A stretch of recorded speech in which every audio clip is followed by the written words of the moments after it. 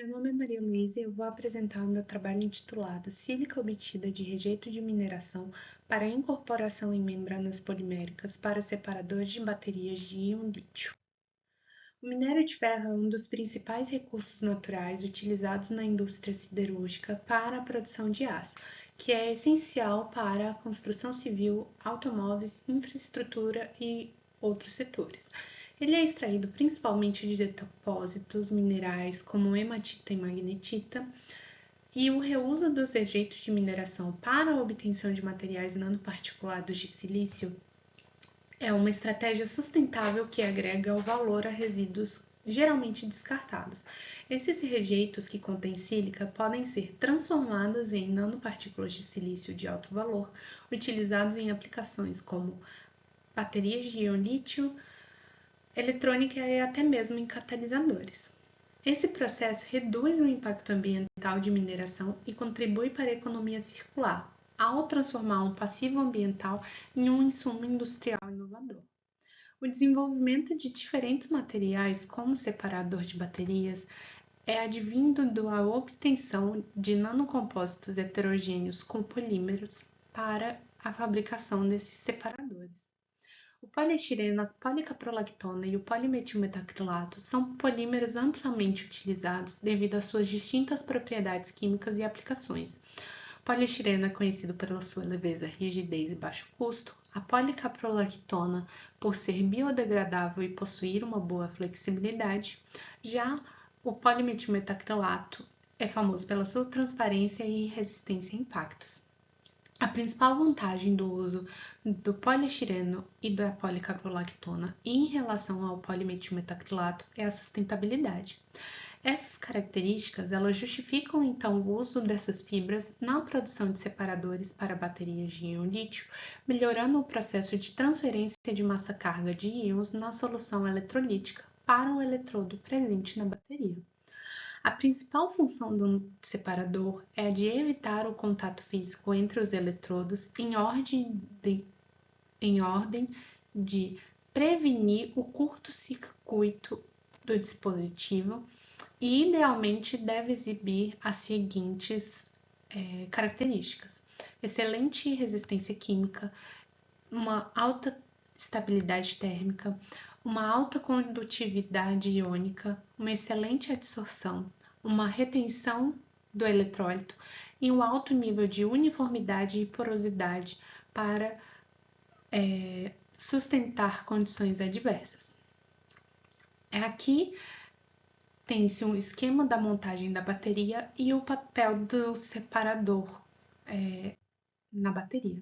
O presente trabalho propõe a síntese de uma sílica mesoporosa e a incorporação em blendas poliméricas provenientes do rejeito de minério de ferro obtido em Fazendão, Minas Gerais, Brasil. O presente trabalho tem como objetivo fabricar e testar sistemas separadores para baterias de íon lítio, incorporando a nanosílica derivada do rejeito de mineração em membrana de fibra polimérica de policaprolactona com poliestireno ou polimetilmetacrilato. O precursor da obtenção da sílica ele foi obtido através da lixiviação do rejeito de minério de ferro, que foi incorporado a uma solução contendo o surfactante CTAB para a formação da sílica mesoporosa de interesse nesse trabalho, que posteriormente foi tratada termicamente na temperatura de 540 graus Celsius. As membranas compostas de PCl-PS, PMMA e PCl-PMMA foram preparadas através da fiação a sopro, de acordo com o esquema mostrado nesse slide. Bom, para a fabricação dos separadores, então, foi feita o corte dessas membranas com um tamanho de 16 milímetros de diâmetro e tinha-se uma espessura entre 0,4 e 0,6 micrômetros. Depois dessas membranas, elas foram secas a vácuo com um sistema com controle de temperatura, e esse vácuo foi dado em 4 horas e as temperaturas testadas foram de 40 e 100 graus Celsius. Aqui tem uma representação de como a bateria utilizada para os testes eletroquímicos e, a fim de comparação, utilizou-se tanto o separador das membranas produzidas com a sílica de rejeito de mineração, quanto o separador comercial Wagner. A performance ela foi medida numa corrente segura de 0,1 microampere num sistema de strip deposition com 500 ciclos de carga e descarga, cada ciclo tendo 1 hora. Para observar a compatibilidade química dessas membranas, foi feito então um teste de compatibilidade química com o eletrólito LP30 e essa compatibilidade química foi dada através da porcentagem de retenção do eletrólito na membrana. Ambos os materiais, AS e MsSO2, apresentam agregados de partículas submicrométricas. De acordo com as medições dinâmicas de dispersão de luz acopladas à determinação de um potencial zeta, forneceram um tamanho médio de partícula de aproximadamente 750 nanômetros para AsSO2 e 375 nanômetros para MsSO2. Já o potencial zeta encontrado foi de 33,7 mV para AsSO2 e de menos 46,5 mV para MsSO2. Ambas as partículas, AS e MsSO2, foram submetidas a um teste de absorção e desorção de nitrogênio e apresentaram uma curva tipo 4 para a isoterma, que é típica de materiais mesoporosos. E esse comportamento é consistente com a ordem de materiais mesoporosos. Sendo assim, a área superficial obtida para a AsSO2 foi de 23 metros quadrados por grama. Já para a MsSO2 foi de 559 metros quadrados por grama. Em relação ao TgA-DSC, apresentou-se uma alta estabilidade se tratando da MsSO2, onde a perda de massa ela está atrelada à perda da água absorvida na superfície. Com a análise do MEV, foi possível obter os diâmetros para as fibras com e sem a adição de MsSO2 e foi possível observar que houve um pequeno decréscimo do diâmetro depois da incorporação da MsSO2. Mas o aspecto das fibras com a MsSO2 permaneceu similar ao das fibras sem a adição dessas partículas, apenas mudando a conformação do seu diâmetro. Já para a distribuição do EDS, foi possível observar que a MsSO2 está uniformemente distribuída pela membrana e que houve uma alta incorporação da MsSO2 na fibra de PCl-PS, onde foi dado na ordem de 17% para a fibra que tinha inicialmente 20% de incorporação da MsSO2 na solução polimérica. Para isso, outros testes devem ser feitos para ver a resistência do material. Já em relação ao ângulo de contato, houve uma pequena mudança na hidrofobicidade, onde o aumento do valor do ângulo de contato foi observado e o que promoveu maior hidrofobicidade para essas membranas. Já no tratamento dos separadores com as diferentes temperaturas, a temperatura de 100 graus Celsius ela afetou fisicamente a estrutura dos materiais e esse comportamento desencoraja o uso deste material na montagem da bateria.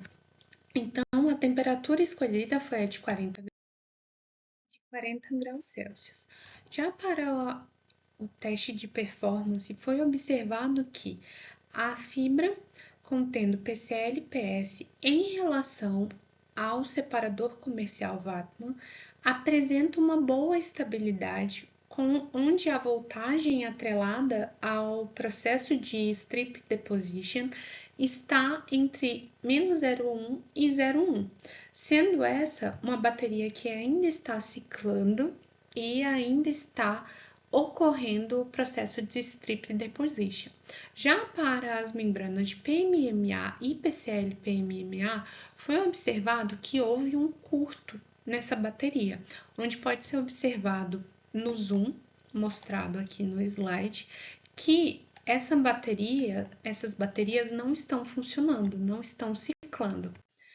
Esse comportamento, esse mau funcionamento é devido ao fato de que o PMMA ele é um composto extremamente solúvel no eletrólito LP30, que é composto de etileno carbonato e etileno de metilcarbonato, etilmetilcarbonato. Aqui tem um vídeo demonstrando essa solubilidade desse material de PMMA, onde pode-se observar que a membrana dissolve-se completamente ao entrar em contato com o LP30, e então explicando o seu mau funcionamento.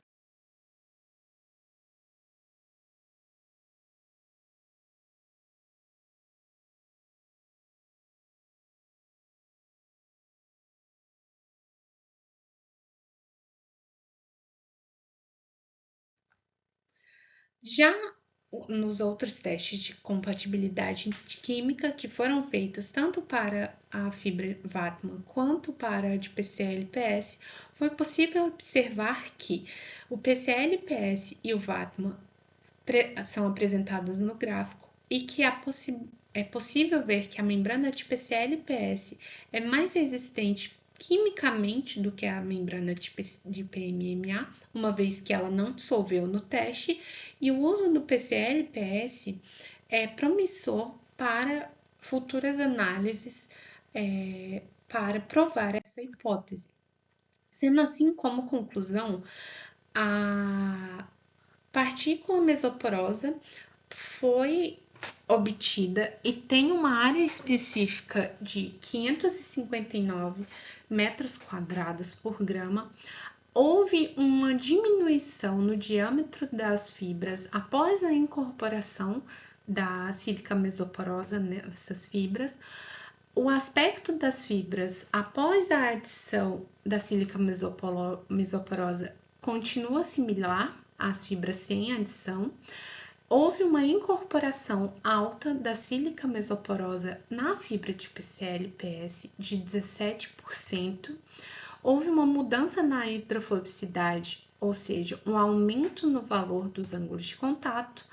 E essas membranas elas foram preparadas pelo método com baixo custo de fiação a sopro. E é possível observar que a membrana de PCl-PS é mais resistente quimicamente que a de PMMA e pode ser utilizada, então, como um possível separador para baterias de íon lítio. E o uso dessa membrana é promissor para futuras análises para provar essa hipótese. E aqui estão as referências utilizadas no meu trabalho.